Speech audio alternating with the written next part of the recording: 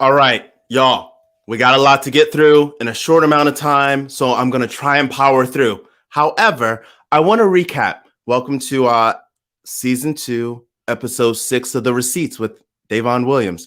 Last episode, which was episode 5, we introduced an actor, producer, maybe a lawyer. No, joking, he's a lawyer. His name was Jerry Hoffman. Jerry Hoffman brought up charges against the union, and we found out that the case wasn't just dismissed, but there was an agreement that took place. We did get Jerry's side of the story, and today we actually have a statement in response to an inquiry about Stage Door. Stage Door being the official Actors Equity Association's Facebook group. So could I get the AEA statement? All right, so Actors Equity says, and this is a statement from them sent to me representing the receipts. Equity Stage Door Facebook group was created to give members a place to easily communicate with each other and staff about union business. Unfortunately, the active membership within the group diminished significantly over time. Closing Stage Door allowed us to reallocate the staff time and resources that had been put toward its upkeep to focus instead on communicating vital information through other social media, video, in parentheses, it says Zoom webinars, and lastly, and more. Sometimes you just got to read what's there, just read the statement. Sometimes I like to just do a little sprinkling, just a little life. I'm learning to just read what's there. But that is essentially the statement. Was Actors Equity using Zoom webinars in 2018? I don't know. Let's find out. But that's their statement. That's what has happened. So now we have the story from both sides. Thank you, Actors Equity, for responding and acknowledging this inquiry.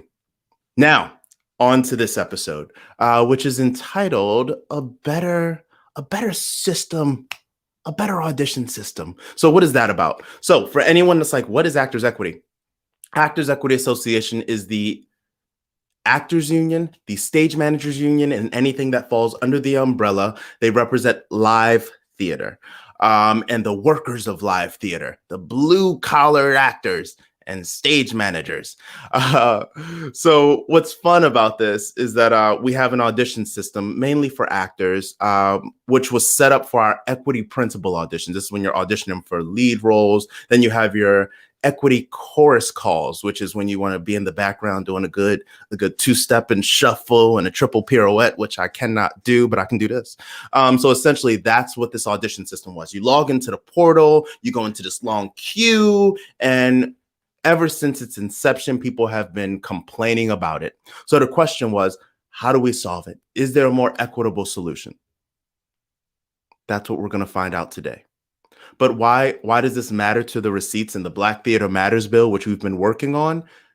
It all starts with a woman named Mara Jo Herman, who submitted a motion.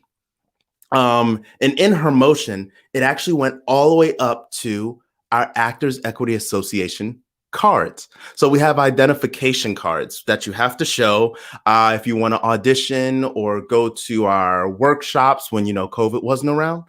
So Mara Jo Herman made a discovery that these cards are kind of expensive. Not only are they expensive, but the question is, in a time in which climate change is affecting the world, in a time where we're really looking at ways to not be as wasteful, she came up with this motion. Can I get motion 11? Motion 11 says, I move that leadership prioritize the digital membership movement over the next few months in anticipation of the November mailing. Sounds good, right? Why would the receipts be interested in this? This is why. When you read that, you think, oh, great, November 2021, we have time. But no, this motion was submitted 2020 before November 2020. That motion was written with the intention of stopping the use of these hard copy cards, especially during the time of a pandemic. Mara Jill Herman's motion passed at this Eastern Council meeting. It passed with 82% approval rating. 82% approval rating. However, the November mailings still went out. I asked Mara Jill Herman to retell this story and explain how exactly we got here. Can I get Mara Jill Herman? Hi everyone, I'm Mara Jill Herman. I'm a member of Equity, and Davon asked me to recap my experience at the Eastern Regional meeting last fall when I proposed my digital membership initiative. The ongoing pandemic, which resulted in the shuttering of our theaters and closure of many audition centers, really made me wonder, why do we need plastic equity cards? And why don't we have the option to go digital should we choose? We already know that the webmaster has created this technology for a choice button regarding paperless billing and newsletters. So why has the card fallen behind? On September 14th, I had the opportunity to present the following motion. I asked leadership to prioritize the digital membership movement in anticipation of the November mailing. My hope was that we would be able to reallocate funding spent on the mailing to more dire needs of the membership, like anti-racism initiatives, job-seeking initiatives for unemployed members, support to the health fund, or COVID compliance training for functioning theaters. Members voted and gave me an 82% approval rating. And after the meeting, I followed up with governance and delegates to ask, now what? Davon informed me that it costs roughly $85,000 a year for the labor, production, and mailing of said cards. I also learned that as of September 14th, 2020, the cards had not been printed. So there was an opportunity to halt printing, and yet that's not what happened. Cards were mailed and more waste was generated. There simply wasn't enough urgency around this topic. On a positive note, I had emailed with Kate Schindel and some others on staff and learned that Equity is working on this initiative and hopes to roll it out prior to the spring mailing. I am enthused by the hope that we will see this change in the spring. I should be hearing from a resolutions committee who needs to reach out to me and ask my permission to bring my motion to the convention. So I really look forward to hearing from said committee, and I want to help reduce waste starting now. Reduce waste. I too would like to reduce waste and get rid of this COVID-19 weight. More like COVID-25 weight. More like COVID-30 weight. I'm not the weight that I want to be, but that's not important. Instead, $85,000 is the magic number. That is the estimate provided by Actors Equity Association of how much these biannual mailings cost. $85,000, which means in November, half of that cost could have been saved in 2020 at a time where we are looking at a large number of people unemployed. It's unreal with 51,000 members. Oh God, I think one show we just need to break down how many people are actually working on these digital contracts that were agreed upon between SAG-AFTRA and AEA. Just really break down these numbers because I think it goes so much bigger than that. But right now we're dealing with $85,000. Could I get the demo of the bill? We're going to try something new today, y'all. So while the demo of the bill comes up, here we have the website for the Black Theater Matters bill. There are some new things that have been added. The preamble, aka why are we doing this? And the reason, if I had to put it in one sentence, is that wonderful show Into the Woods. I call that my birth year musical, in which the quote, opportunity is not a lengthy visitor, reigns true. Can we scroll down to Article 5? So Article 5 of the Black Theater Matters bill tackles exactly what Mara Jill Herman said. I am so blessed to have Mara Jill Herman come on board and us take a second swing at this wonderful motion she's created. In this is a new whereas clause, a series of whereas clauses, but in it, if you see it, it's like yellow and it's highlighted.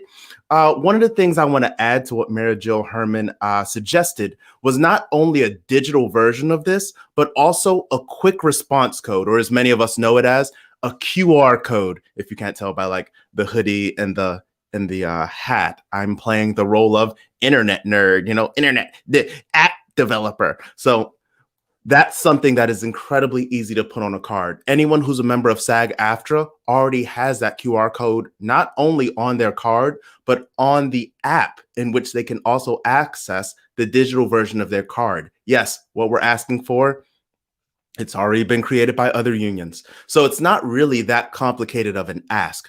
What we've also done is we understand that this is one of the oldest unions. So we have some of the more traditional members who don't want to just give up their card. What we know is that our cards have laminates. If you take that plastic off and you do paper versions of it, like most healthcare systems do, that card is exponentially cheaper. If you create a toggle, you can also have people opt in so that they don't get the card anymore. And we've seen history of this in the Actors Equity Association when it comes to mailings. You get the option of, do you want this bill mailed to you, or do you just want it put on the website? So there's already a precedent for that. Now, where it gets a little bit more interesting is if you scroll down, we've broken Article 5 into two sections.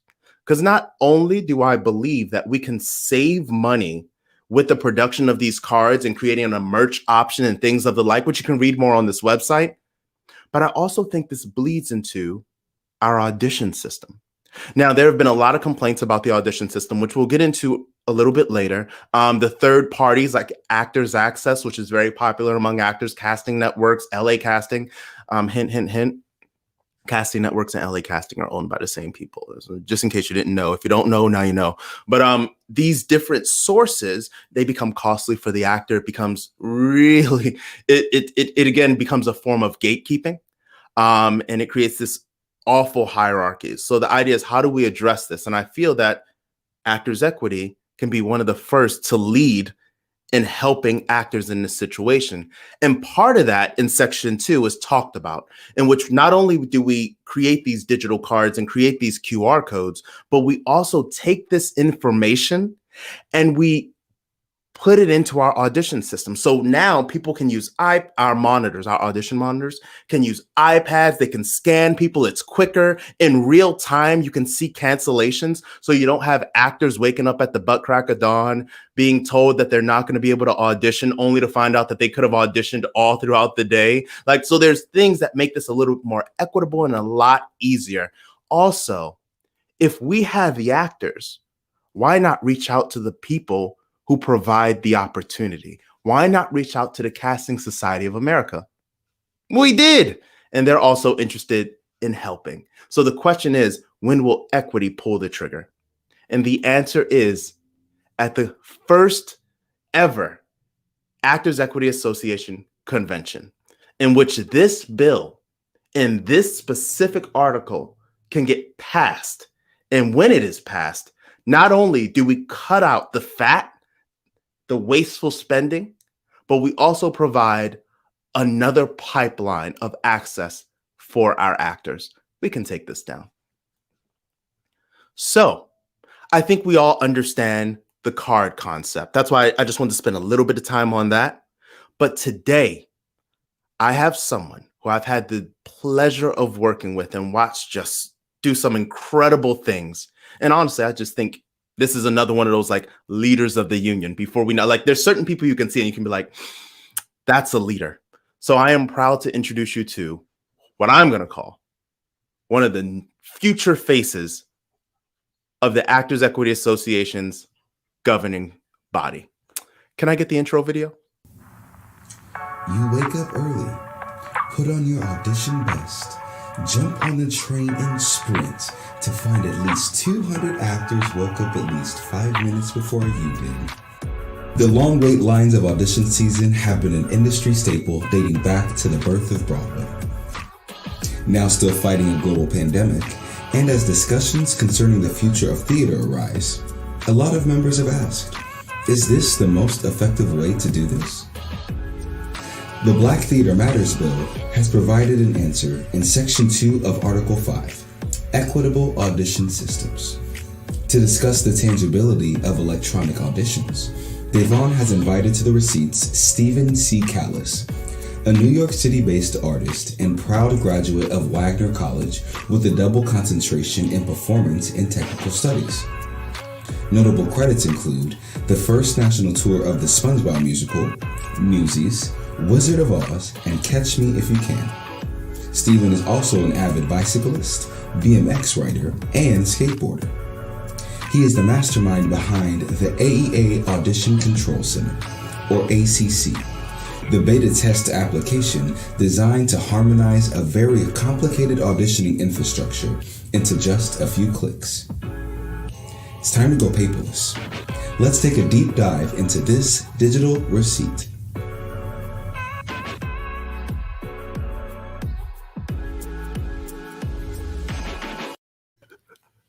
Steven, I have a question for you before we even get into this. So at the start of that video, how much do you want to bet that girl was like and subscribe? 100%. How much you would have bet she was like, and I'm using this brand? and today we're using beige. She's gonna see this and she's gonna dedicate a whole makeup video about it.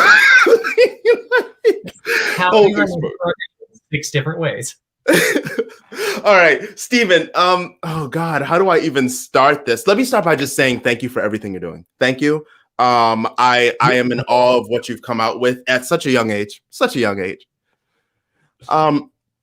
Talk to me about why this even interested you. So, as the intro video said, I was on the first national tour of the SpongeBob musical. And we had about 4 or 5 months, I think, left of the tour when COVID hit. We were in Denver. We came into the theater on a Friday, and all of our set was raised up. Half the stuff was packed up, and they said, "Listen, guys, we're sending you home." We thought, first week of LA, which was next, was already canceled, and let's play it out. A week later, they said, "That's it." So I was kind of devastated and trying to find something to keep me motivated and creative in that time. And my thought was, well, how do you come back from a pandemic when our whole industry is about bringing people, and a lot of people, together all at once? Well, you have to be making money, somehow, some way. And we do that through performances. Well, you can't get to a performance without a rehearsal. Well, you can't get to a rehearsal without auditioning people. Well, that's where we have to start. So my thought was, how do we make this system efficient and safe for everyone from a COVID standpoint so that we can get the ball rolling again? And if we're doing that, there are so many other things that we can add on to this that are easy to improve the whole thing at the same time. I love it. I don't even know. Do you want to just get straight into? Okay, so what are we about to show people? Let's do that. Yeah. So basically, I had written a long proposal of many different things and ideas, and then I cut it down to just the audition system. That was in PDF form. And then I found this great app that I used to use in college and high school. It's called Prezi. It gives you a way to zoom in and out of different screens and almost flow chart it in a way. Thought it was the perfect thing to use for an example of a new app. So what you're going to see is what I call the streamlined version. So what our essentials are that we want up and running first and foremost to get this started. So this would be an app that would be used by actors and stage managers, majority actors first, stage managers. Trust me, there's a whole plan. This can also be used for if stage manager calls are put in. There's a way to schedule interviews through this. But actors and stage managers, monitors, and the casting directors. So tying the three main groups of people that we need to be able to run an audition. So if Actors Access and things like that already exist, why create this? So Actors Access focuses on your submissions, your appointments, anything that is outside of a normal EPA or ECC, what are considered, I call it live open calls, where you could show up day of and walk in the room. There's no pre-thing necessary, pre-qualification, pre-sign up, anything. While there is sign up for EPAs and calls like that earlier, this is for those live auditions and signups for those auditions, like week of type of thing. So instead of focusing on submissions as of right now, we're focusing on the live aspect of it, which is the most important, especially in a pandemic, because you can submit from anywhere. Live auditions, you really have to do in person to get, the majority of it. We've all done a dance class or a voice lesson or something like that through Zoom, and it's just not the same. It's very hard to cast and get any of that off of that. So this is to help that part of the industry get up and running again. Okay. So let's talk about this. If we're saying, hey, Actors Equity, Casting Society of America, we want you to do this joint thing and stuff like that, what are they really gaining? Like, what is Actors Access gaining financially and things of the like that makes you go, you know what? This is something we need to intervene on. Actors Access also being a part of Breakdown Services. Why do we need, what are they getting that we should start intervening on? So part of it is the audition process itself, as many, if not all of the viewers know, is still an antiquated system. It is pen and paper. Majority of it is handwritten, which can lead to errors, which can lead to a whole sort of problems. There are some pros and some cons, but I generally see more cons in all of this, especially, like you said, with Mara's motion, that it is not a green system. The amount of paper and pens and waste that we put out from this audition process is kind of terrible for the environment. Full disclosure, I was the Broadway Green Alliance green captain for my tour. So it's kind of something that I'm like on that track with. So this would really make it efficient. I actually, I'm looking at some of my notes. I think every part of this process that I've come up with so far, even some of the stuff that you won't see today, I call it a 3 to 6 process. 3 to 6 process. Okay. 3 to 6 motions on the app. It's almost everything that you have to do to get signed up, to get started, to get into the nitty gritty of what you have to do on that. So almost 3 to 6 taps should lead you exactly where you want to go. 3. Have you seen the Equity website? I don't think you can do. Right. All right. Let's talk about the audition system that Actors Equity has set up for the EPAs and ECCs. What advantage would this system have that one doesn't already supply? So I full disclosure, I am actually not a member of Actors Equity yet. I have enough points to join. When this pandemic hit, the plan was to join after I got home from tour. And then it was like, whoa, everything's on pause. I don't know if I can afford this right now. So that being said, I have not used that system personally. However, best believe also, we're going to talk about this EMC program and stuff like that. But I'm happy you teased it because I was just going to keep dangling it. But we are going to address that. But as you were. I have a whole thing about the EMC program. That's for another show. But so with that, from what I understand, it's a hassle of a process. You log in, you have to get to each audition individually. They're very separated out. And when you get in line for this audition, you have no idea if every slot is taken. They all open up right at the same time. I believe it's like Friday at noon of the week before, like a week before that audition takes place. But they all open up to everyone at the same time. So you're forced to pick and choose, okay, I want this one, that one, or this one, which is my priority. That is still the case, and that will always be the case in some way, shape, or form. But you go into this really long queue line that you never know if if there is even a slot for you to sign up in, so it really doesn't give you a chance. And if you miss that one, what's to say you haven't missed the other two that filled up as well?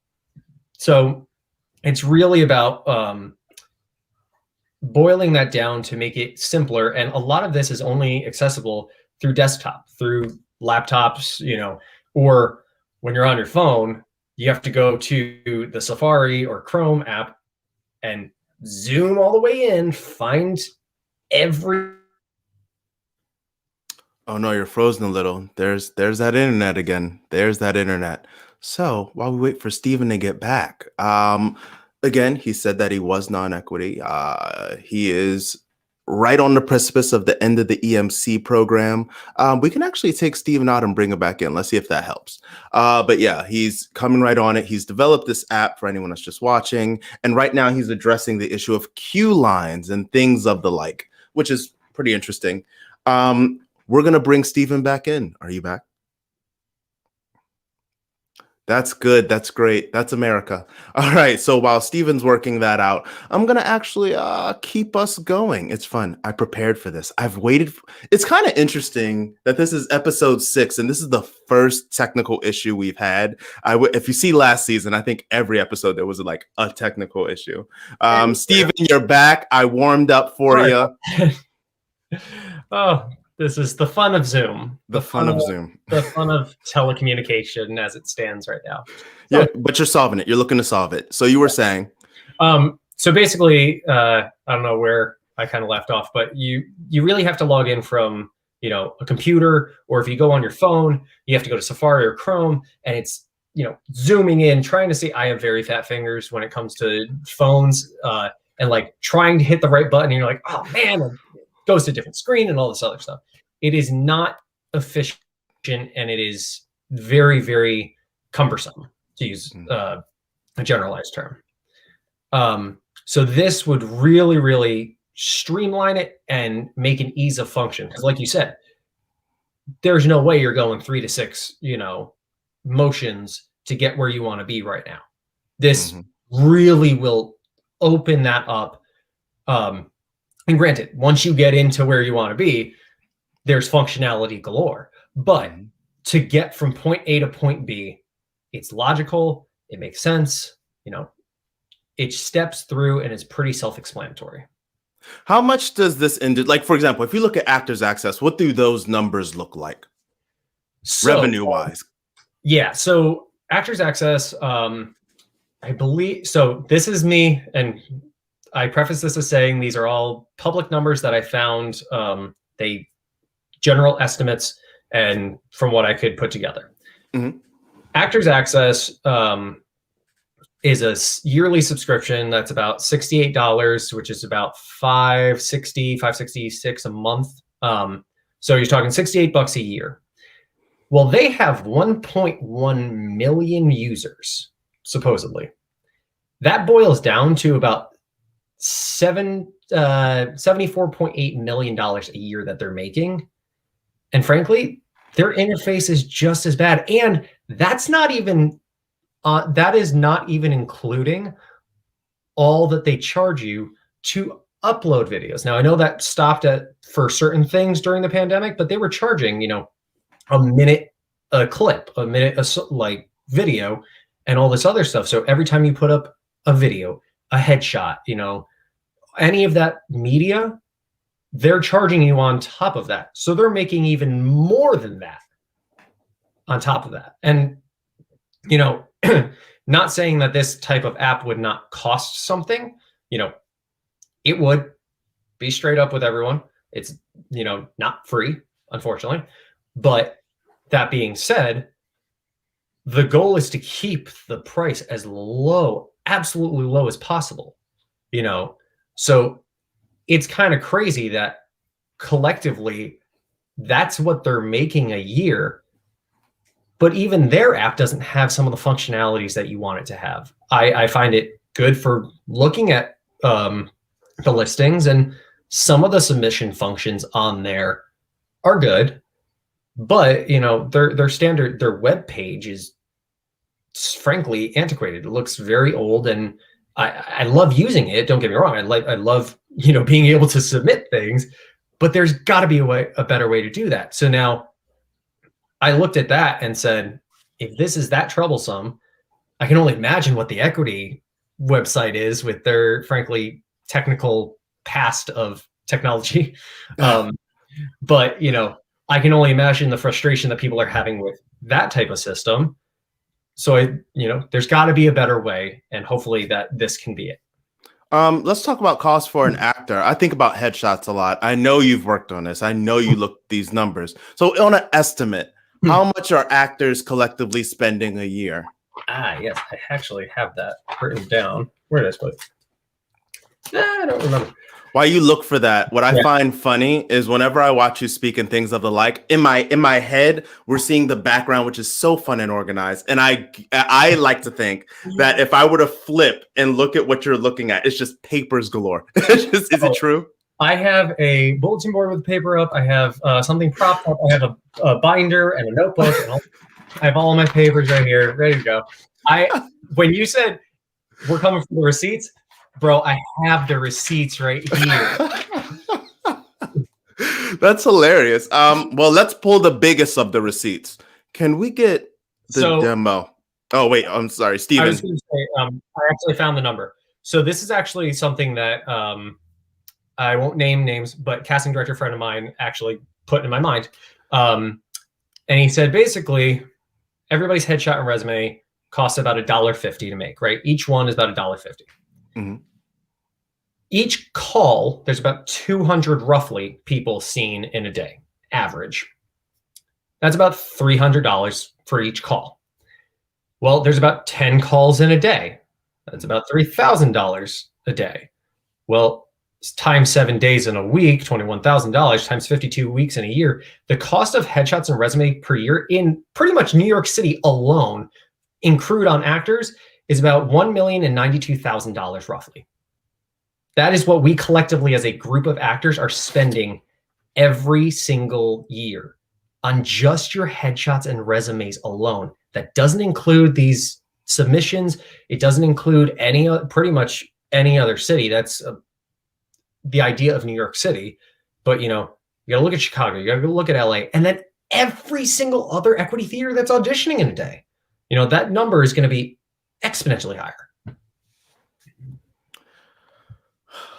Let's get into this demo. Can I get to Steven's demo?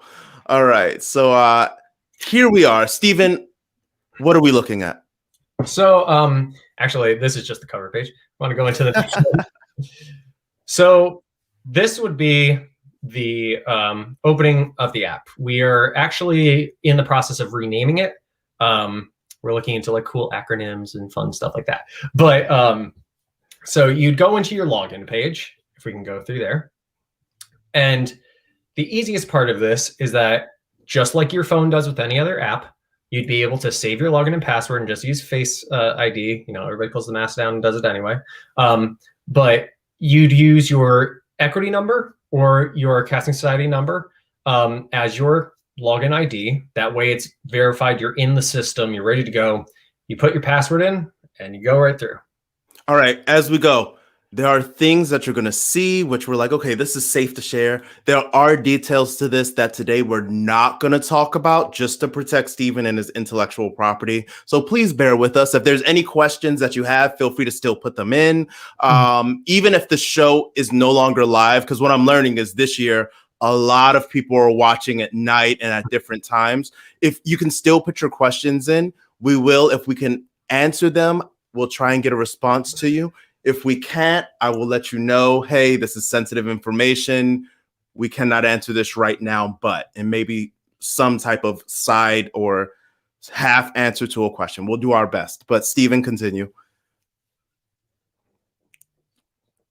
Oh, no. Did you freeze while I gave that monologue? He did. All right. So I'm actually going to take over. Let's see. I have his app. So we have AEA actor /SM. I think that's the one we hit. Yes. So it looks like, and we could take Steven out and then we'll bring him in and see if that happens and works again. But it looks like Steven has provided us with today's listings, which I think is really cool. Oh, wow. So that's 1, 2, that's 3 clicks. Okay. You can get all general listings, my listings. So that looks like you can save it. News and events. So this is what I kind of like if I were to speak on this on behalf of the Actors Equity Association. Steven's back. But what's really interesting is, Steven, it looks like you've put news and events, which means people who are union can right there find out any quick updates, anything happening without having to go to a totally different tab or anything of the like. So this is something that I learned as an EMC member, that communication especially to the EMC people, let alone, I don't even want to know what it's like as a member, can be slow. And perfect example was the strike that happened a little while back. There was talk of, if you take one of the contracts, there's all these ramifications. I, as an EMC member, didn't know about it until Equity posted on Instagram. And then we all shared it to each other because we had no idea. At this place and this point, info can be disseminated almost immediately to the members. As soon as Equity needs to give an example to somebody or to the membership, and tell them something that's going on, it's right there. So if you go into news and events, it's a very simple little tab. It just has any announcements or fun facts. Hey, we have a meeting coming up. We have, we're all going to go volunteer to clean up Times Square, or, LA is going to go down to the Dolby Theater and, I don't know.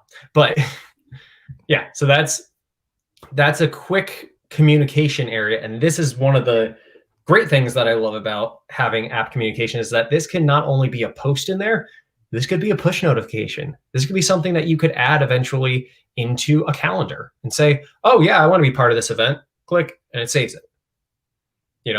These are all things and eases of communication that seem to be a major thing I hear from a lot of membership that just frankly could use improvement. And I feel like this is a way to do that.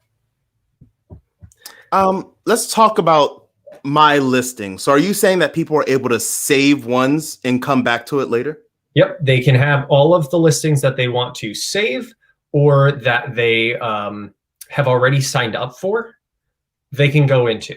So anything that you already have an appointment for will be right in there. And that'll be, you can sort through them. You will be able to sort through them and see, okay, these are all the ones that I have an appointment for, and things of that nature. And you can save ones that you're like, I really want to put in for this when it opens up. Or, I'm not sure. I just want to keep it saved and see what happens, because maybe the day of I don't get an appointment, but day of I want to walk in and I want to see what it's like.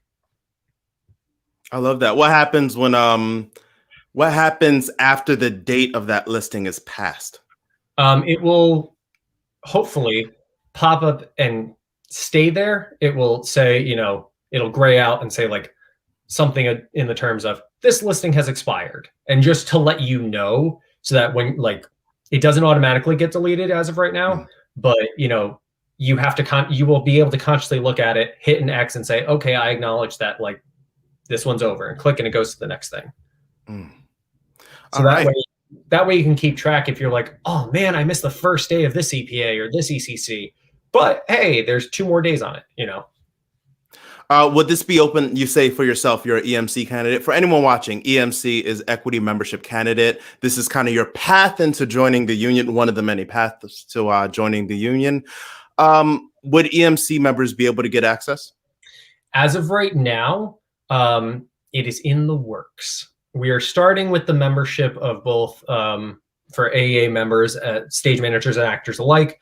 But we want to focus on union members as priority. And not saying that EMC is lesser than or anything like that. I want to make that very clear. It's just a matter of prioritization, and this system will work more easily with the idea of the cards and everything that's already set up with signups. So that's why we're starting from that point, but it is in the works. I will say what you're seeing today, there are 3 little modules. We have over 5 modules that are planned and in the works. And by planned, I mean almost like 95% there.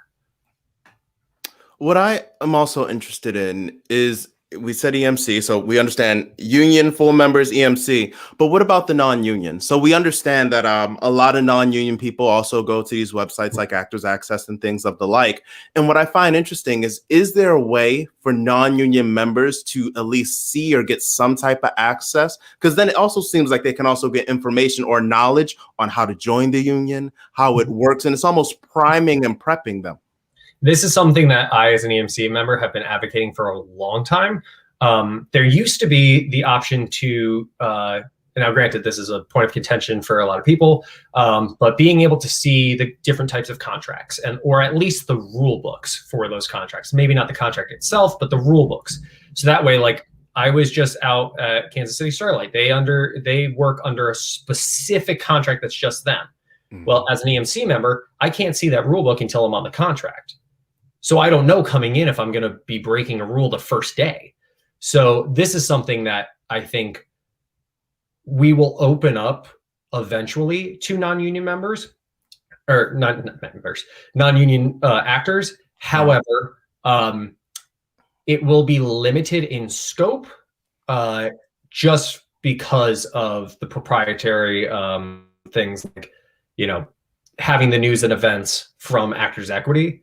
Members, and there we go. Members in EMC should be able to see that, but if you're not in or on the path into the union. And there we go. We're taking out Steven again. I love that we did one guest, and that is just this super twist. Can we click back? Actually, I want to see if we can move us on, or is it forward? Let's see what's next. I think I'm just going to keep moving forward and then being like, what's this? And every time he comes back, we're like, oh, cool. Oh, yes, this is exactly what I wanted to do. All right, great. Let's see if Steven's back. Oh, we still lost him. He's still gone. So it looks like, I love that we did this demo because as he freezes, we can keep it moving. But title of show, it looks like, let's see, we have title of show, theater name and location, audition city. I know this is going to be a fun one, Steven. Oh, great. What I should have done. No, there you are. There you are. It's all good. All right. So we have, yeah, we're good. We also, before we get into my save listings, I believe we have a question from a delegate who was on this show, Sarah Quinn Taylor. Can we pull Sarah Quinn Taylor? All right. Sarah Quinn Taylor asked, is there a potential for the news/events and/or listings to be location dependent? For instance, if I'm a New York resident, but I'm in LA on tour, could I see what Western regional members may be? So we're working with the idea that we do want to have ability to sort the different auditions, whether that be a filter setting where you can just choose to see, you know, I want to just see New York and LA, or I want to see New York and Chicago, or just LA and Chicago. The actual setup of that, I don't know if it will be something as easy as a filter box and you just click the box, or if it's going to be something as big as like Today Ticks, where you choose the city and that's all you can see all at once. So that will come into play. I do want to have a way to separate each out so that, like you said, if you're in one city and you want to audition in that city, you can. And especially if, you know, you can save your setting of, you know, I'm an LA actor. I want to just see the LA calls. I'm not going to New York. And on the off chance that I do, like you're saying, I can set it to that. So trying to make it as customizable as possible. All right. I'm going to go to one more question. We have a Actors Equity Association counselor. We have Nikki Switzer. This is also a Equity League super trustee, as I like to say. Nikki Switzer asks, who runs this and is doing the code? And I see how it goes now. Who runs this and is doing the code in the background? So I assume that means in who is in control of the app and who is developing the app. Control-wise, it would work similar. We've been talking that it would work similar to the Equity League. as in there being a 50-50, this is actually in the bill, that there be a committee, I believe we said committee, of built up of 50% of Actors Equity and 50% of Casting Society of America, that would create this committee to advocate for whatever improvements or changes need to be made or functionalities that want to be added, so that the voice of the people that are using it really, really does get heard, in terms of, that group of that committee. Plus, we have some other backers that are interested in this app that could help us, get on board with it, would become basically a board of directors, and I would basically function as the executive director as of the structure being right now. That is something that we are working out the kinks to. I also have a partner that I'm working on that is, we will not be showing their part of the app today. Somebody is trying to currently steal what they have already made, and it is very upsetting. But they would also be on this helping to govern and put forward all of their side of this app. So just to reiterate, let's talk about like the bill aspect of this. Steven knocked it out the park. 50% Actors Equity Association, 50% Casting Society of America. They come on as committees. We make sure that it's equitable for both sides, since in these situations, it's predominantly the actors, predominantly casting, that negotiates this relationship. What we do know is that our numbers are strong enough on our own, over 51,000 members, to generate banner space. And with that banner space, we're actually challenging the model that is constructed for auditioning. So instead of us paying $68 a year, some people paying so much money for all this stuff, we can actually use that revenue based on banner sales and advertisements for, hey, come to our headshot space. Oh, come do this. Oh, take this acting class and things of the like, to actually make it as cost effective. And if we really knock this out the park, free for our members. As long as they are paying their dues and they are in good standing, they have access. And on top of that, that revenue is then split between the Actors Equity Association, Casting Society of America, and Steven, I'm going to use you for example right now, would be the third party vendor. So that's the new model that's being introduced. So again, looking at the $85,000 that we know is being spent on the distribution of cards every year, and these unknown numbers of how much it costs to run the audition system, how much it costs to keep all that together, maintenance, making sure that our monitors have the papers, and so much stuff. This by far is the more dominant model. And like you're saying, any ad space that we can put on there immediately starts offsetting cost. So the goal, and I said this from the start, the goal is to try to make it so that members don't have to pay anything out of pocket eventually. That being said, when this starts up, I will be blunt with everybody. I don't want to hide anything. There will be an upstart, out of pocket cost. Absolutely. But we will not be charging, to make an exorbitant profit. We will charge to make it so that we can get it up and running, and anybody that invests to make their money back. And then, there are plans already for this to expand. We are focusing on this one through line, but we will keep it there so that we can expand, but by far as minimal as possible out of pocket for everyone. That's awesome. Other things that I find awesome. I see here Gypsy. Talk to me about this My Save Listings breakdown. So this is a very basic, granted graphics and things will be changed. But the idea is to take all of the information that is generally listed for each show and each audition in a central location. So these are almost what's called tombstones, where each listing has its own one. So you'll see the title of the show, the theater name and the location of the theater, what audition it is, what type of audition, an ECC, singers or dancers, or an EPA. You'll see the date of the audition, which city it's in, the audition time, contract type, and audition location. Contract type being which, so that you can, if you're a member, you can go look up what pay scale is and all of that. Now, these little tombstones within this, on the right side of it, this is what I'm calling the ticker counter. Basically, when all of the signups are done, you will see a total on the bottom line. So if there's, 200 people signed up or 165 people signed up for an audition, you will see of the appointments, there are 100 appointments, there's 30 on the alt list, and the rest of them are on EMC, and you will see blank of 100, blank of 30. The top number will be what number is in the room, or the last number, if it's a group audition, the last number that has been called into the room. And this will be live updating.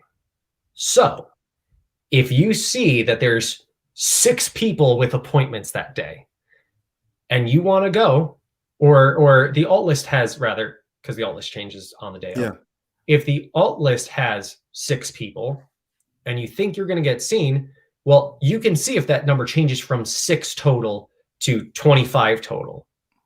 But even if that changes, you can see the top number, number 1 of the alt list is in the room. Number 12 of the alt list is now in the room. So you can actually gauge in real time what auditions are packed, what auditions are dead empty, and you can plan out your day so that, somebody like me who's EMC as of right now, I don't want to and can't frankly afford to go and sit for 8 hours in a day. That is a work day for me. So I can make the conscious choice to say, you know what? They're all packed. I know this the day before, or I know it day of, and somebody called me and said, hey, can you pick up my shift? I can either say yes or no. I can make informed decisions. That is the whole point of this, is to be able to make informed decisions about what you do on a daily basis. Where would you like to go next on this demo? I'm loving it. I'm here for it. So here, why don't we go back to the actor's main page. And let's go into today's listings. So this is the same thing that we were just talking about. So what you would do is you would find the listing and you'd click on it, and it would then proceed to the next page.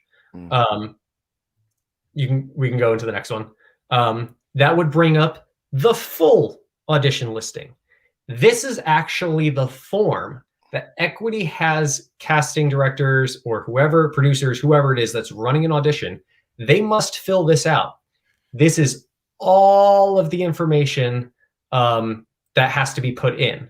All right, I'm going to pause real quick because we have casting director and season 1 guest, Kate Lumpkin. Side note, I'm gonna, this is free advertisement, Kate.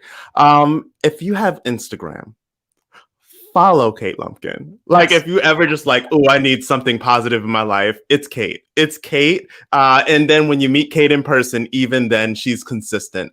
So just get into Kate Lumpkin. I love her Instagram stories because she's always projecting so much positivity. It makes my heart so happy. Hi, Kate. I also love it because it's just genuine. Like, it's genuine, and it's very hard. Like, you can tell on Insta or anything like that, which is just, ooh, what's genuine, what's not. From the first second you go, that's a real one. That's a real one. I'm sorry, Kate Lumpkin had a question. Who is in charge of inputting and tracking the information? Ari, who is on the room when? So a lot of this can be done automatically. So when you scan your card, we'll get into the actual process of it, but when you scan your card for from the monitor and you choose that appointment slot, because it's already chosen and it's digital, it automatically adds you to that total list. And then, as we'll show, when the monitor gets you into the room and signs you up and puts people in line and checks them in, they will be, or calls them up rather. Got to make sure I have my terms right. When they call them up, have them in line, that will queue up those people up until that point. Same way that, if they've called up to number 20 to go into the room for an ECC, that's where they've stopped on that list. The monitor pretty much makes a line and says, okay, that's where I've called up to. And you can't become number 20. Number 20 has already passed. So that's where a lot of it will be integrated automatically through the processes that are already taking place.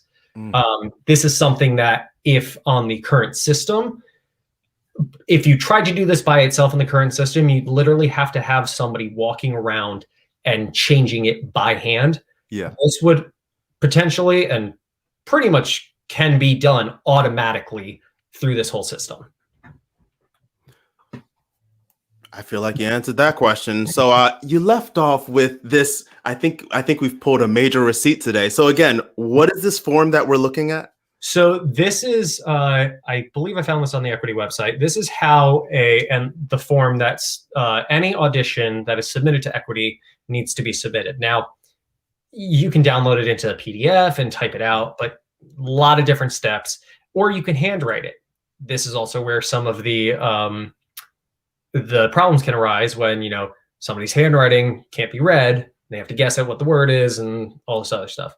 This I actually have on the casting director's side where it can be typed in right from the app and submitted right to Equity. And on Equity's end, they get them all digitally. They can go right through them. And when they check off, if they have any discrepancies, they can put those on there, like notes and review, almost like you do in Microsoft Word.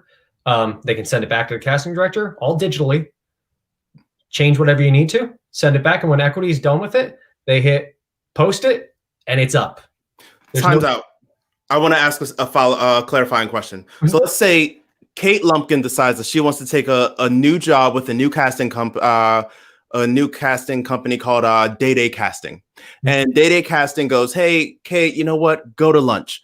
Kate is at lunch, and then she gets a call being like, "Okay, we have a couple of last minute changes. I need this form changed." From, let's say she went to, is there even SaladWorks? Let's say she went to Burger King, because I'm craving Burger King on this snow day. Let's say she's in Burger King. Can she sit in her booth at Burger King, make the edit on her phone, and continue with her day? Yep. Okay. This should be accessible fully mobily. And not just mobily, but hopefully this will be something that you can do from your computer if you want to have a full keyboard to type at. You know, the goal is to have this run both on the iOS mainstream platform and the Android/PC operating system, so that everybody has it, instead of it being like, it's Apple exclusive. I know not everybody has an Apple phone. My girlfriend has Android. I have Apple. So like, we're one of those groups. So. Oh, we have another delegate. Also, happy belated birthday. We have Sue Caputo. Sorry if you already answered this. Would the room know I was in there through GPS? What tracking? Oh, I get what's happening here. So is there a GPS system like Apple Maps, or is there just a system that's calculating who's going in and out? A system. So this would not be an app that I don't believe that we will have to add this function. But this will not be an app that will track you everywhere you go. You will only be in the room if the monitor allows you to go in the room. It keeps a gatekeeping in the way of, like, you can't just take somebody else's phone in the room and say, "Look, I'm here," and you've signed up through somebody else and have somebody else's appointment. The monitor has to have eyes on you to make sure that you've either gone in the room or you're lined up to go in the room, and that's how it will check off who's there. That's awesome. Yeah. Shall we go into sign up? Yeah. So once you decide that this is one you want to sign up for, you go to an easy page. I believe I did this based off of the idea that appointment slots are 20-minute time periods. Mm-hmm. So this would basically say, okay, I want to choose 10 a.m. Oh man, all the appointments are taken for 10 a.m. Well, there's one left at 11. I want that one. You can click it, highlight it, and then confirm it, and it sends you right into it. And it would basically kick back and say, "Congratulations, you've signed up."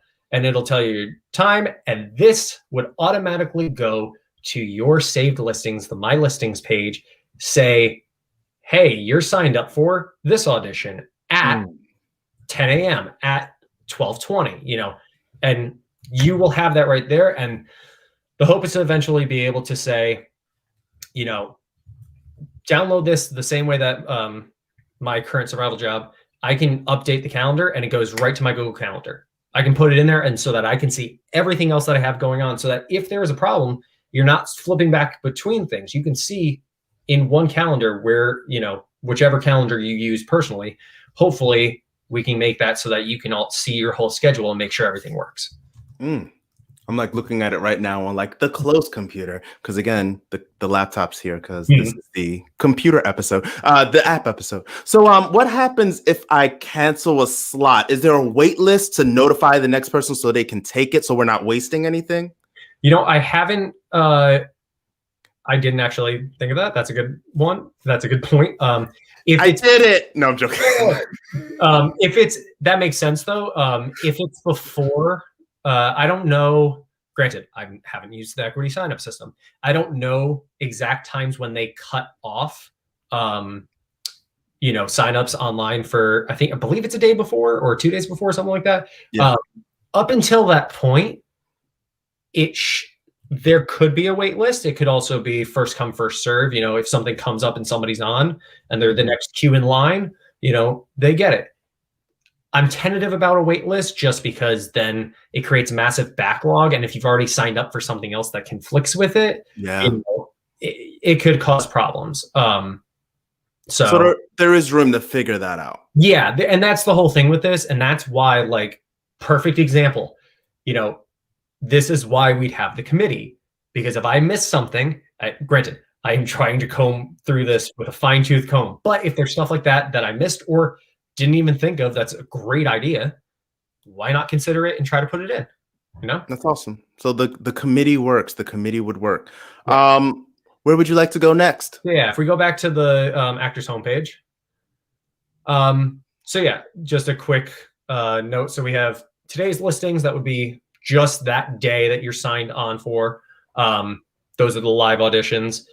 All listings would take you through that sign up idea, so that you can see, a week from now, a month from now, and all of that. And my listings is the saved. We already did news and events. Contact AEA, we can show that real quick. That is just same on everybody's thing. Granted, CSA would probably be on the casting directors, or both would be on the casting director's side of it. Just because of the interface with that. Basically, we just have an email, quick link email, and quick link phone number, so that if you need to call your business rep, you can. So yeah, we can go back to the group page, I guess I'll call it. Yeah. All right. So let's go down to the people that are going to be running the day-to-day, the monitors. So the monitors have that contact page again. It's the same thing. We can go into today's auditions. And here we automatically sort them by EPA. I have it as ECCS, which is ECC Singers Call, and ECCD, ECC Dancers Call. These are the same process as an EPA in terms of how they sign up for it and how they run it. So we can go into the EPA, which is the best one to use as an example. And while you do that, we have a question. We have Counselor Nikki Switzer, who has a follow-up. Is this system still a Hunger Game? So I don't know if you know this, Stephen, but when I first moved to New York, which is I'm still like a LA kid. I'm not because of COVID. I refuse to call myself a New Yorker until I actually go through it. But I did get to witness some of these EPAs and ECCs. And there is no better way to describe it than the Hunger Games. It is the Hunger Games. It gets aggressive. There are people just trying. It really, I don't know any about. Thank you, Nikki, for calling it that. I didn't want to be the one to introduce that term. But is this system still a Hunger Games free for all that takes members time to get 2 minutes?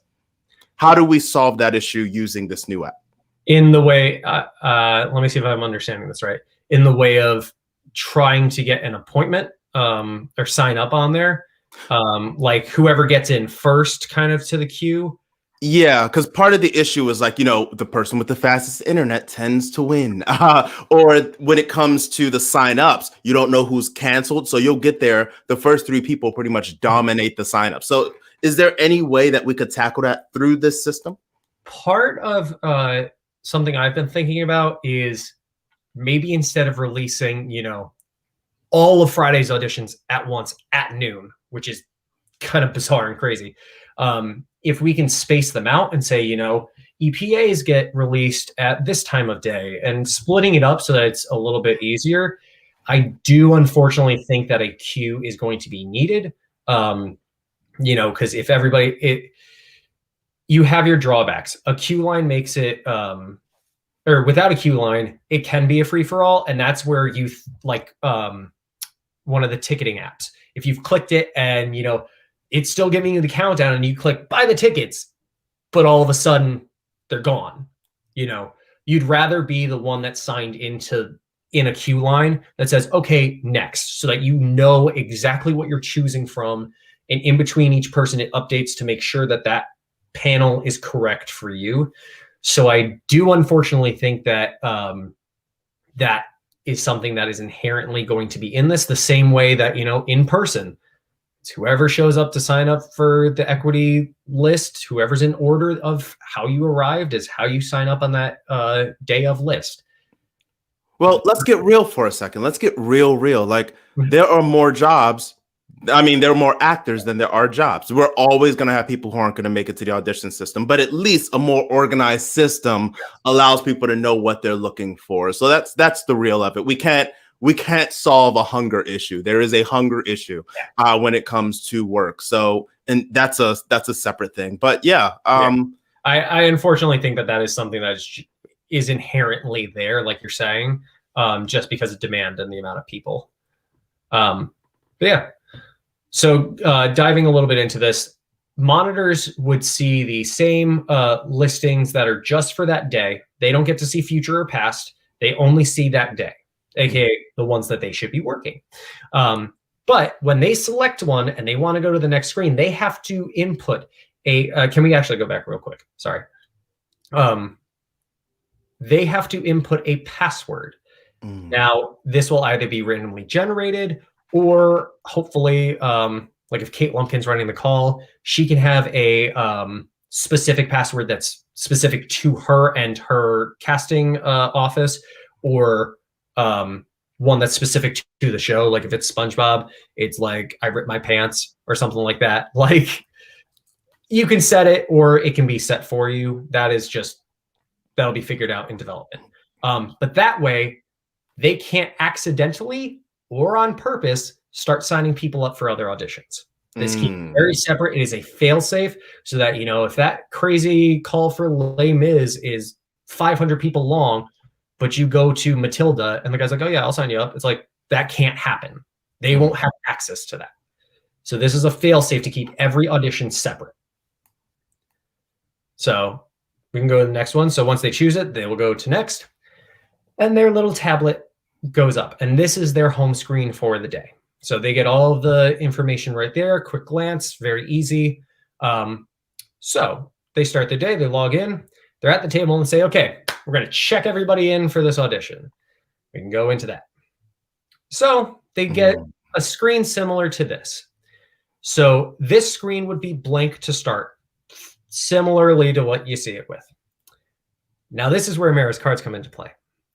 The QR code on your card, all it would contain, and this is where databases and stuff come in, all it would need to contain is hopefully just your equity number or EMC number or CSA number, whatever it is, but your equity number. It scans it, and boom, all this information pops in. It auto-fills in from the database from your profile. We'll get into profiles a little later. It'll pop up with your name. It'll pop up with your headshot so that you can make sure that they're not using somebody else's card and just pretending. It'll say if they're equity or EMC. And it will say, when I say status or points, it will say, we might not need the points now that, some of the other stuff we've been working on in the background. But when it comes to status, it will say if you're paid or not. Now, here's the big thing. And this goes into some of the confidential information and stuff like that. We want to work with equity because they have a database, and this database is essential to what we're doing. However, all that would pop up on that line is if you're paid up or you're not paid up. no number of the account would ever be seen by a monitor or be able to be shown to somebody else through this system. The system would basically say, here's round numbers, $1,000. I know it's not, but $1,000 is your dues, okay? It will read through the list, find your name, find how much you have in dues. The threshold will be $1,000. If you're at $9.99, sorry, you're under. If you're paid up or above, it will say paid. That is all. I am, Davon can tell you, I'm extremely protective when it comes to financials. And this is something that I know is not information that we want out everywhere. However, it is necessary for something like this to work. And essentially, Actors Equity will have full control over that. They're the ones saying cleared, not cleared, correct? Yes, exactly. This is where they have their hand in this extremely, is to be able to still have that control to say yes or no. Mm-hmm. So when it pops up, I have the 3 buttons on here. One, either if you're EMC, the EMC add button would pop up, or if you're equity, the 2 alt lists or app sign up buttons would pop up. If you're EMC and you scan in, granted, it would be equity all first because we can tear through the equity line. It wouldn't be a mixed line anymore. You can tear through that. EMC, it's as simple as scan your card. Great, you're an EMC member. Approved. Add to the EMC list. Numerical, just the way it is already, just digital. If you are an equity member, you can choose, just like you would in the normal room, to go on the alt list or to go to an appointment sign up. So if we go into the appointment signups, this lovely page signs up again. This is what you would have seen if you signed up online before the audition. Day of, obviously it would be updated with what slots are left at what times. The monitor would basically, take the tablet and say, okay, these are the times that we have available. What do you want? And you get to choose. You highlight it and the monitor goes, okay, 11 o'clock, great, confirm. And it would take you back to it would take the monitor back 1 page, and down in the left corner, it would say your audition number, what time and what number slot you are in that audition. So it will say 11 a.m. number, granted, it'll be like either 56 total, like that's your number, or you can say you are the first slot of 11 a.m. AKA be there when we start or you're going to be left out. I love that. So that's the easy check-in. And this will allow us to, when a monitor shows up late, boom, boom, boom, boom, boom, boom, boom. Or, especially with the standing in line, EMC and equity are called up at the same time in most cases. This will allow equity to be fully signed up and done. The monitor can make the decision, say, listen, you guys just showed up. I already did these people. I just want to tear through EMC real quick, get a list going. They can just scan them all in. It's 1 click. It's real easy, straight in. Boom, scan, boom, scan, boom, scan. It makes this process so much faster for everyone. I love that. I love that. I love that. What's next? Let's keep it moving. We can go back. So now this is where we come into what I call the call up. So this is where the monitor... Wow. Yeah, so the monitor is basically saying, okay, we're ready to have people in the room. I am going to call, it says next from appointments list. It would have the person's headshot, their name, and they do what they do in the room already. John Smith. John Smith is here. Okay. They'd hit the green checkbox in that area, and it would take their name and slide them into that first box. Wow. And they would keep going through the appointment times, and that would fill in there. If that is all the appointment times for that time slot, it will then, kind of how the bottom one shows they're not grayed out anymore, It would progressively move through the alt list and then to the EMC list as they fill up the slots. So once that list of times, the allotted times are full, that's as many as they can squeeze in. They say, okay, we're all good with the group. Meet me outside. They line you up in the line either to go in the room, whether it's a EPA or an ECC. And that second big set of checks and X's is there. That's to make sure, because we've all experienced this, where somebody goes, yeah, I'm here, and then either leaves for some reason or goes to the bathroom and, is going to miss their slot. They can say, okay, you're here, you're here, you're here, you're here. Check it in. That is what makes it automatic. That is because they do this already. So once they click that check, that means that time slot is taken, aka that slot has been taken, and that number 20 on the list, has gone and is staged to go in the room. Nobody else that day can be number 20. This is what updates that tombstone tab in there to say we're at number 20 of 100. And so this works great for not only the appointment time slots, but big groups. So you can tear through a group and go boom, boom, boom, boom, boom, and nobody's headshots are going to be sticking to each other. Nobody's going to get left behind. It'll be very easy because we've all experienced that where you're like, wait, my name wasn't called. So let's keep it moving. Let's go on back. So we can go back, and there's a run list on here. We can just quick zoom into that. Basically, this is so that the monitor can go in and see everybody that's in the appointments, the alt lists, the EMC lists, all of the lists. I know I left alt list B out. No, you're fine. I'll add it in. But this is also where they would be able to go in, and if somebody says, I have to leave, I have work, they can take them from in there, take them right out, or, hey, can I go, second at 11 a.m.? They can ask the person, and hopefully there's a notification that can go if they're not in the room, and they can say, yes, I will go second in the line at 11 a.m., of that group. But a lot of manipulation and change, or not manipulation, change. Flexibility is the best word for it. So if something has to change, we can do that, and the monitor can do that right then and there. So we can go out of that real quick. And then, so I have this thing that's called called back. Now, there is a way that they will be able to decide on who gets called back. However, and I know because I know Kate Lumpkin's watching, and I know I got to make this clear for all my casting people, and actually for agents as well. This is only so that if there is a secondary call or call back at the end of the day, if they say, hey, everybody that we've seen today, we want to see it that we really like, we want to ask you to come back so we can see you guys all together at 4:00. Dance call, great. We're going to have, we've seen 200 people. We want to see, 35 at 4:00. So they would have the ability to look at those lists that casting releases and selectively releases to them to say, it's, 3:30. We have to let people know in the room. This is how they would be notified.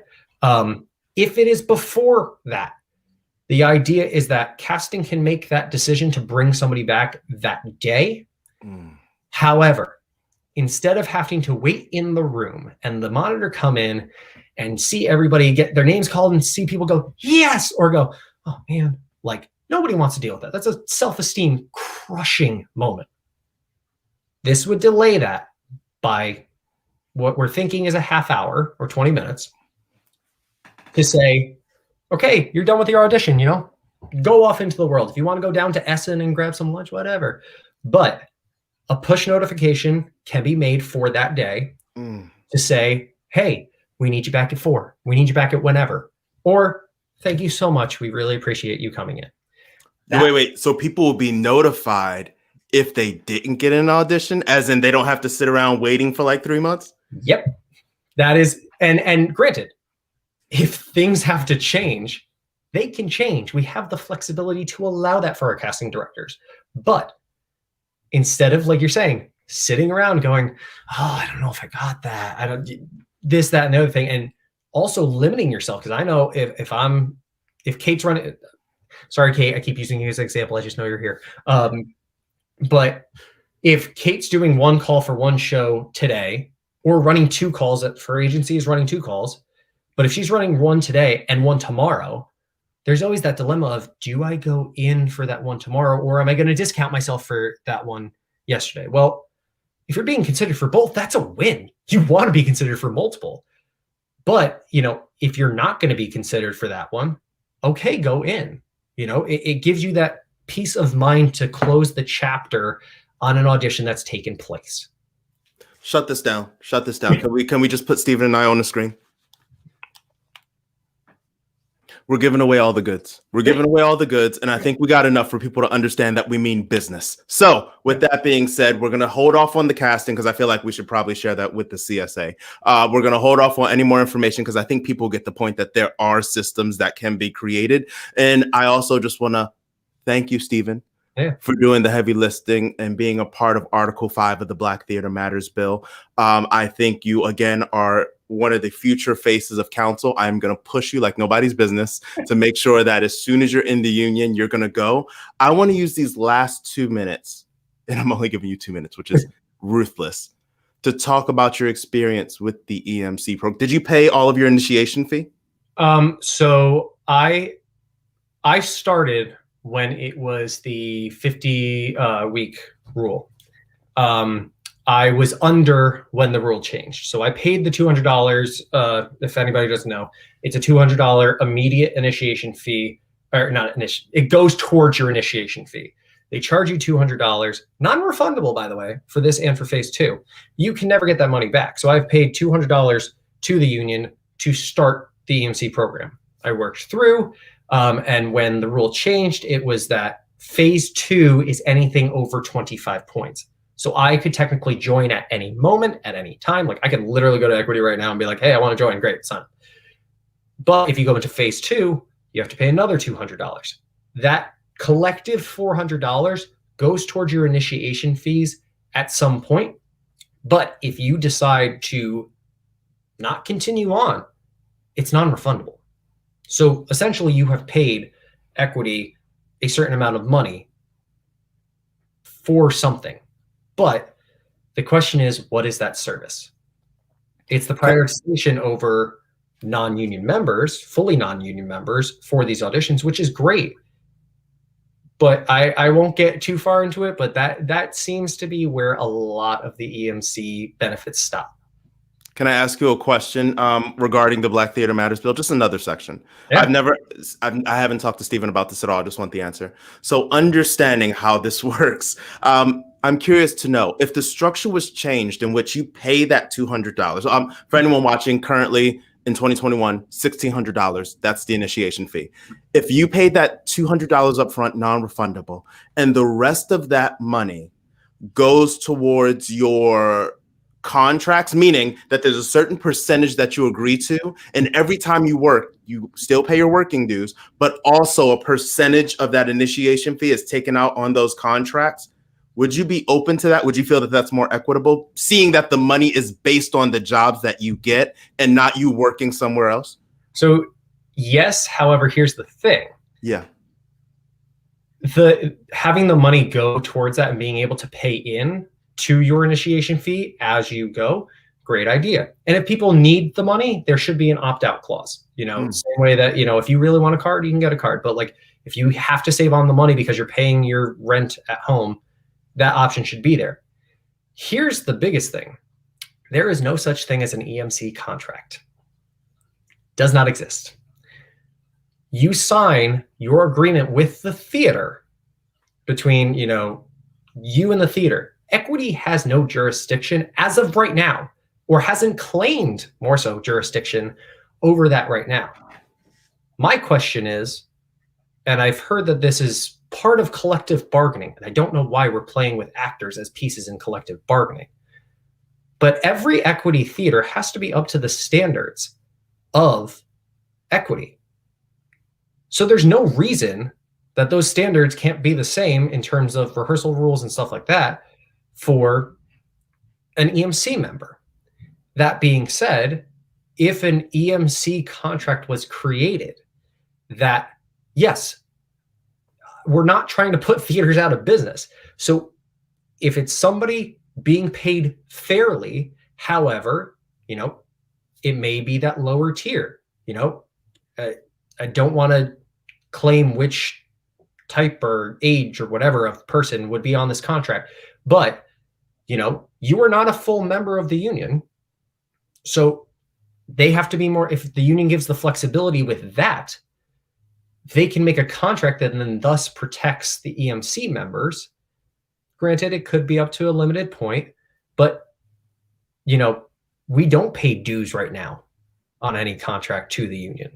There is no money that the union is getting off of me as an EMC member, any job I work, whether if I'm EMC at a theater, unless I'm on an equity contract, they don't get any of that dues money from me. They only get that $200 at some point.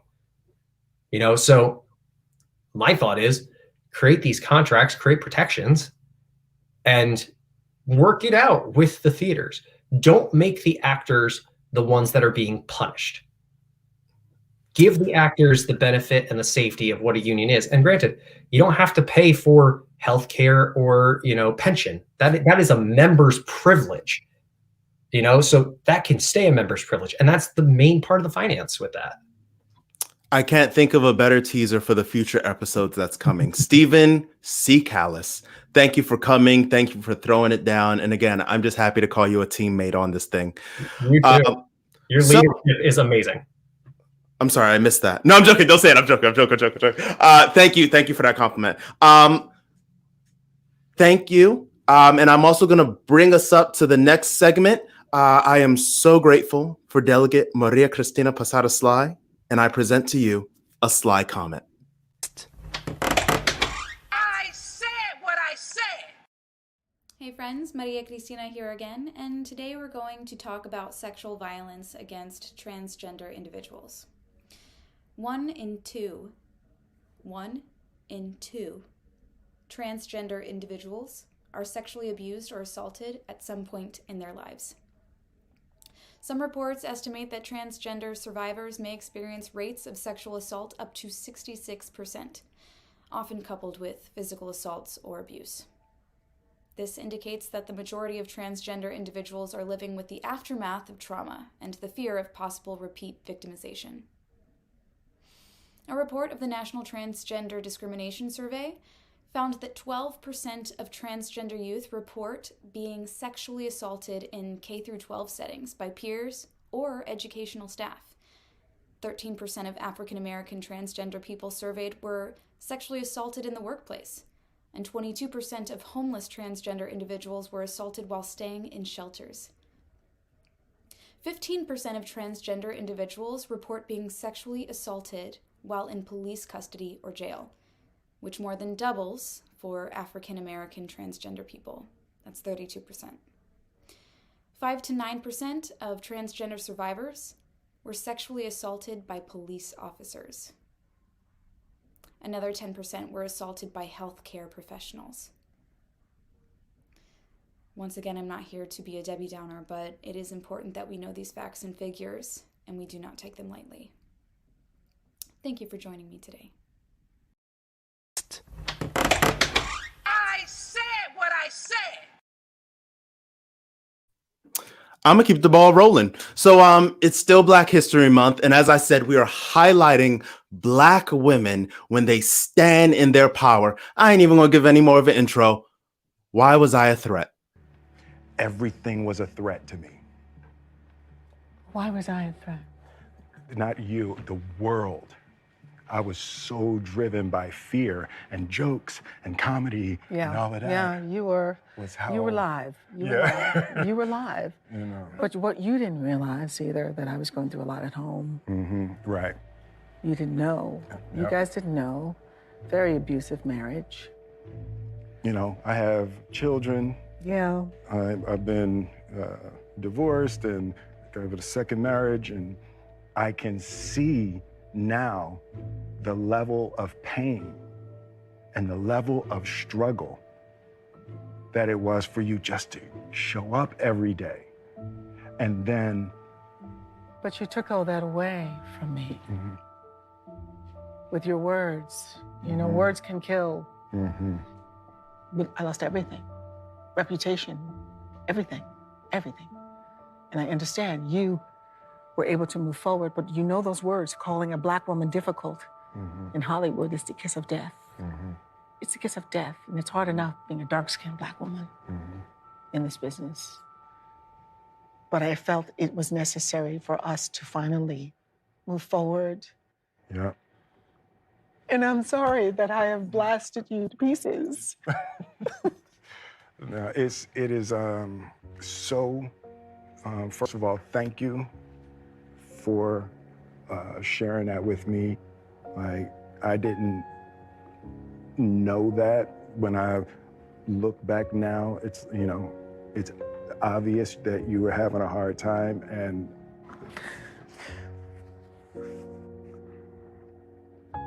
I felt like you hated me.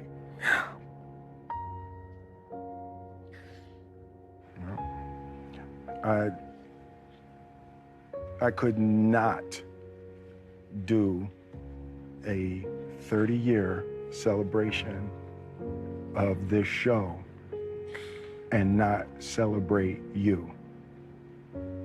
Celebrate your contribution to this show, celebrate your contribution to my life, you know, and... Come here, you.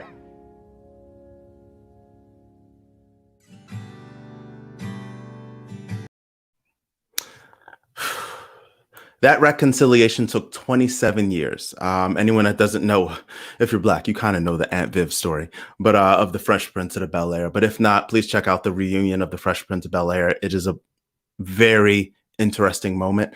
However, it got played today because so often, and this was brought to my attention when I became a delegate, I started like reaching out to counselors and just getting information. And one of the warnings I got from a Black delegate who was a woman was, you gotta always be aware of how you sound to them, because you don't want to be labeled difficult. And for me, I can be labeled difficult, but I'm still a man.